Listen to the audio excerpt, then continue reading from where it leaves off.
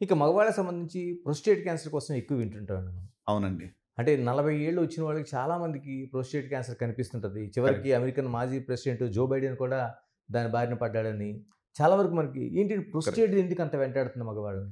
అంటే prostate cancer ఒక రకంగా ఆలోచిస్తారండి ఉన్న అన్ని క్యాన్సర్‌లోనూ కొంచెం మంచి క్యాన్సర్ అని చెప్పొచ్చు. ఆ! ఎందుకంటే ఇది చాలా slow growing cancer.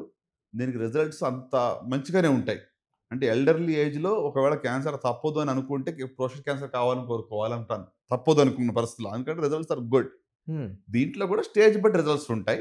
Even in stage 3, stage 4 కూడా మంచి ఔట్‌కమ్స్ ఉన్నాయి ప్రోస్టేట్‌లో. హ్మ్. సో, ప్రోస్టేట్ గ్లాండ్ ఏంటంటే ఏజ్ పెరిగే కొద్దీ ప్రోస్టేట్ క్యాన్సర్‌కి రిస్క్ పెరుగుతుంది.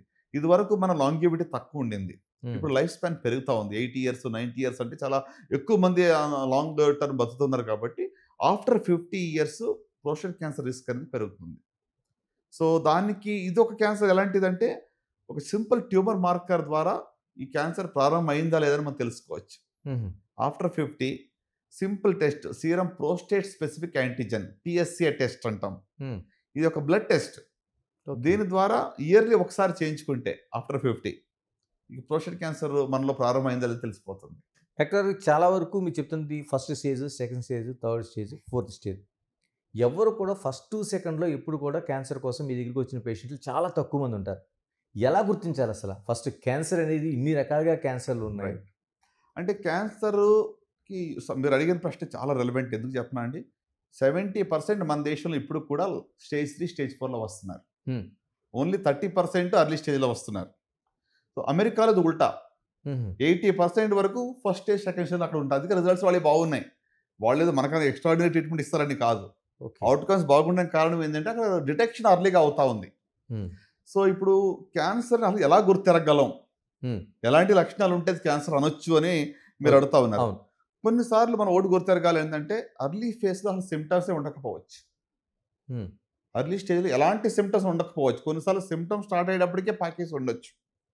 ఓకే. అంటే సింప్టమ్ లేదు గదా! క్యాన్సర్ లేదు అనడానికి లేదు. చాలా సార్లు అర్లీ స్టేజ్‌లో క్యాన్సర్ ఎలాంటి సింప్టమ్స్ ఉండకపోవచ్చు. హ్మ్. కానీ కొన్ని మనం విషయాలు నేను కొన్ని ఎప్పుడు చెప్తూ ఉంటారు. కాషన్ అంటాను.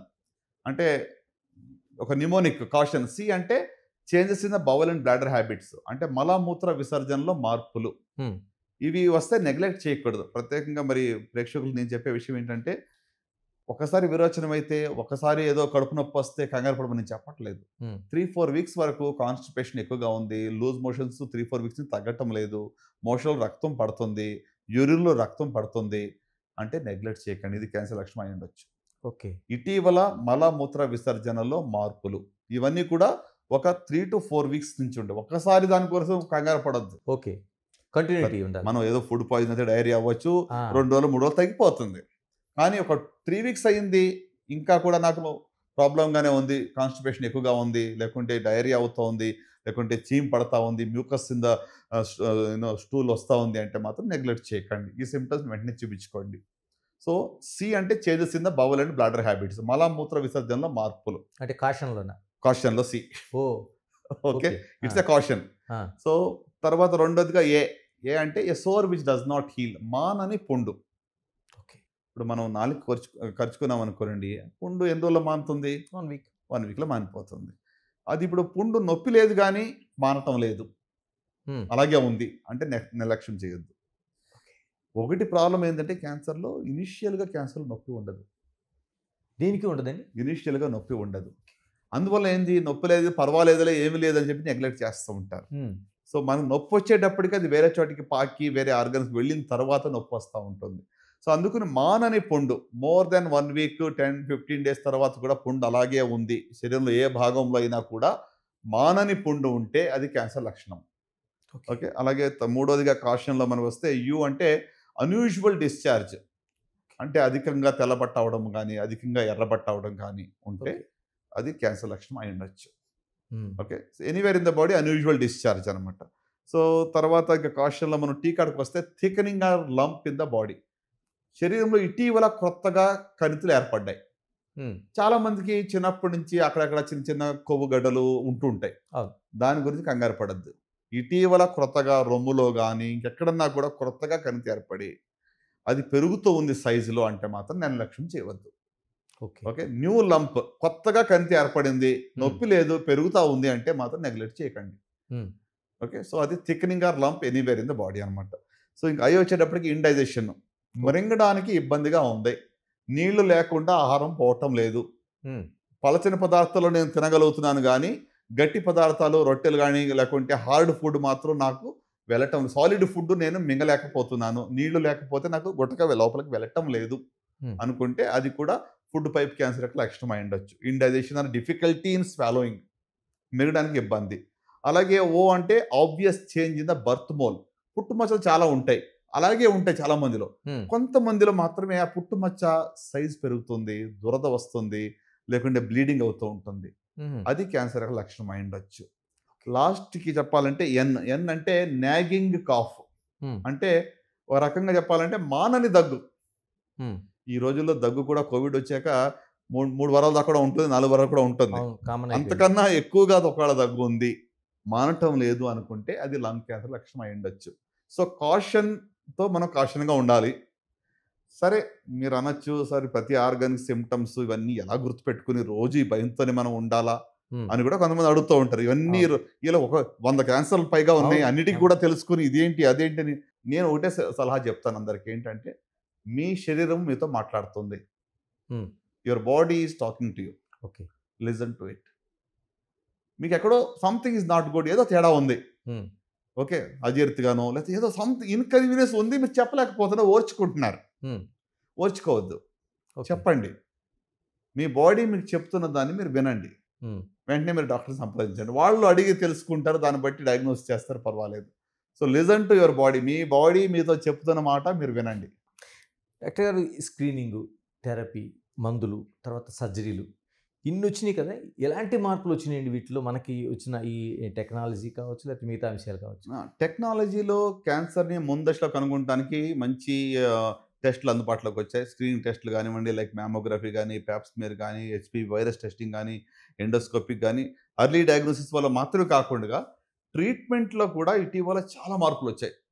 సింపుల్‌గా మీకు చెప్పాలంటే ఇదివరకు రేడియోథెరపీ అంటే జనం భయపడేవాళ్ళు. హ్మ్. కోబాల్ట్ రేడియోథెరపీ అని ఉండేదండి. హ్మ్. సో అది బ్లైండ్‌గా ఆ ఏరియా అంతటిని కాల్చేస్తుంది. అక్కడ ఉన్న నార్మల్ టిష్యూస్‌ని, అబ్నార్మల్ టిష్యూ ఆ ఏరియా అంతా కాలుతుంది. హ్మ్. అందుకే కదా షాక్ ఇస్తారంటారు. అవును. నాట్ అవును. Actually shock. అవును. కొన్ని కిరణాలు వెళ్ళి కణాలను చంపుతాయి. కానీ ఆ ఆ! కణాలు నార్మల్ కణాలు కూడా కిరణాలు వెళుతూ వల్ల డ్యామేజ్ ఎక్కువ అవుతా ఉంది. ఓకే. ఇప్పుడు ఆ కోబాల్ట్ నుంచి ఇప్పుడు మనం లీనియర్ యాక్సిలరేటర్స్ అని వచ్చాం. కొత్త రకమైన యంత్రాలు రేడియోథెరపీ కోసం. సో ఆ లీనియర్ యాక్సిలరేటర్‌లో కూడా ఇప్పుడు మనం కొత్తగా ఇప్పుడు ఎంఆర్ లినాక్ అని, అంటే ఎంఆర్ఐ గైడెన్స్ ద్వారా క్యాన్సర్ ఎక్కడుందో అక్కడ మాత్రమే రేడియేషన్ ఇస్తున్నాం. Pin point. Targeted radiotherapy, precision radiotherapy. అంటే జబ్బు ఉన్న చోట మాత్రమే రేడియేషన్ వెళ్ళి టార్గెట్ చేస్తుంది. హుహు. నార్మల్ ఏరియాస్‌ని అది స్పేర్ చేస్తుంది. ఓకే. సో ఇలాంటి అత్యాధునిక టెక్నాలజీ వల్ల ఏంటంటే సైడ్ ఎఫెక్ట్స్ తక్కువ ఉంటున్నాయి. ఇప్పుడు for example rectal cancer radiation ఇవ్వాలి అంటే ఎదురుగుండా యూరినరీ బ్లాడర్ ఉంది, హ్మ్. తర్వాత మరి నార్మల్ కోలాన్ ఉంటుంది. ఈ రెండిటిని స్పేర్ చేసుకుంటూ ఆ ట్యూమర్‌కి కరెక్ట్ అయిన డోస్ ఇవ్వడం అనేటువంటిది ఇప్పుడు సాధ్యమవుతుంది. సో దానివల్ల సైడ్ ఎఫెక్ట్స్ చాలా తగ్గుతున్నాయి. అలాగే ఇప్పుడు మనం సర్జరీ గురించి మనం ఆలోచిస్తే మరి మార్పులు ఎలాంటివి వచ్చాయని మీరు అడిగినందుకు నేను చెప్తా ఉన్నా. ఇదివరకు ఓపెన్ సర్జరీ చేసేవాళ్ళం. హ్మ్. పెద్ద సర్జన్ అంటే పెద్ద కోత. హ్మ్. హ్మ్. పైనుంచి కింద దాకా ఓపెన్ చేసి పెద్ద ఆపరేషన్ చేస్తున్నాడంటే ఓహో! ఈయన పెద్ద డాక్టర్ అనేవాళ్ళు. హ్మ్. ఇప్పుడు మనం ఎలా షిఫ్ట్ అవుతున్నామంటే స్మాల్ ఇన్సిషన్, బిగ్ సర్జన్ ఇప్పుడు. Hmm. Keyhole. Key hole surgery చేసి సేమ్ అవుట్‌కమ్స్ ఇవ్వగలుగుతా ఉన్నాం. సో హ్మ్. ఓపెన్ సర్జరీ నుంచి ఇప్పుడు లాప్రోస్కోపీకెళ్ళాం. అవును. లాప్రోస్కోపీ నుంచి ఇప్పుడు రోబోటిక్ వచ్చాం. హ్మ్. సో అంటే ఎంత సిస్టమాటిక్‌గా పేషెంట్ యొక్క అవుట్‌కమ్స్ పెరుగుతున్నాయంటే ఈ రోజుల్లో ఇప్పుడు గర్భసంచి తీస్తే సేమ్ డే డిశ్చార్జ్ చేస్తున్నాం. హ్మ్. Even for cancer. హ్మ్. రొటీన్ హిస్టెక్టమీ గురించి నేను మాట్లాడట్లేదు. హ్మ్. సో అంటే డే కేర్ సర్జరీస్ చేసే స్టేజ్‌కి వచ్చాం ఇప్పుడు. హ్మ్. తక్కువ కోతతో, తక్కువ నొప్పి, తక్కువ బ్లడ్ లాసు. సో అంటే పేషెంట్‌కు సఫరింగ్ చాలా తక్కువ చేసి బెస్ట్ అవుట్‌కమ్స్ ఇచ్చే టెక్నాలజీ మనకు అందుబాటులోకి వచ్చాయి. ఇప్పుడు అలాగే మెడికల్ ఆంకాలజీలో మనం ఆలోచిస్తే ఇదివరకు కీమోథెరపీ అంటే అందరికీ ఒకే రకమైన కీమోథెరపీ ఇచ్చేవాళ్ళు. హ్మ్. ఇప్పుడు పర్సనలైజ్డ్ మెడిసిన్, హుహు. ప్రెసిషన్ మెడిసిన్ అంటాం. అంటే మీ జబ్బు ఈ వ్యక్తిలో ఎలాంటి తేడాలు ఉన్నాయో వాళ్ళకి స్పెసిఫిక్‌గా ఉన్నటువంటి ఒక ఏదైతే టార్గెటెడ్ థెరపీస్ ఉన్నాయో అది ఇవ్వడం జరుగుతా ఉంది. అంటే బ్లాంకెట్‌గా అన్ని లంగ్ క్యాన్సర్‌లకి ఒకే కీమో కాదు ఇప్పుడు. లంగ్ క్యాన్సర్ స్టేజ్ 1లో కూడా ఎన్ని రకాలున్నాయి, దాంట్లో ఏ మ్యుటేషన్ ఉంది, జెనెటిక్ మ్యుటేషన్, దానికి తగ్గట్టుగా స్పెసిఫిక్‌గా టార్గెట్ థెరపీ ఇవ్వడం జరుగుతా ఉంది. దీనివల్ల ఏమవుతుంది, సైడ్ ఎఫెక్ట్స్ చాలా తక్కువ ఉంటున్నాయి. కీమో అనగానే ఫస్ట్ భయం ఏంటి, జుట్టు ఊడిపోతుంది, నోట్లో పుండ్లు అవుతాయని చెప్పి ఎంత భయం కదా. ఇప్పుడు కొత్త మందుల వల్ల ఇమ్యునోథెరపీ కానివ్వండి, టార్గెట్ థెరపీస్, ఓరల్ టాబ్లెట్స్, చాలా మంది లంగ్ క్యాన్సర్ స్టేజ్ 4లో ఒక సింపుల్ టాబ్లెట్ వల్ల 8 ఏళ్ళు 7 ఏళ్ళు హ్యాపీగా బతుకుతా ఉన్నారు. ఓకే, అంటే చాలా మార్పులు వచ్చాయి. సో అంటే క్యాన్సర్ గురించి పబ్లిక్లో ఇదివరకు ఉన్నటువంటి ఒక నెగిటివ్ ఇమేజ్ అనేది ఇప్పుడు క్యాన్సర్ మనం ఒక దీర్ఘకాల వ్యాధిగా మారుస్తూ ఉన్నాం. Just like any other non communicable diseases. Okay, మందుల ద్వారా దీన్ని ఒక అదర్ ఎన్సిడి లాగా చేస్తున్నాం. సో కనుక మార్పులు అంటే సర్జరీలో కానివ్వండి, మెడికల్లో కానివ్వండి, రేడియేషన్లో కానీ, డయాగ్నోసిస్లో కానీ చాలా అడ్వాన్సెస్ జరిగాయి. దానివల్ల మనం ఎక్కువ లైఫ్ సేవ్ చేయగలుగుతున్నాం. For more videos like this, subscribe Big TV channel.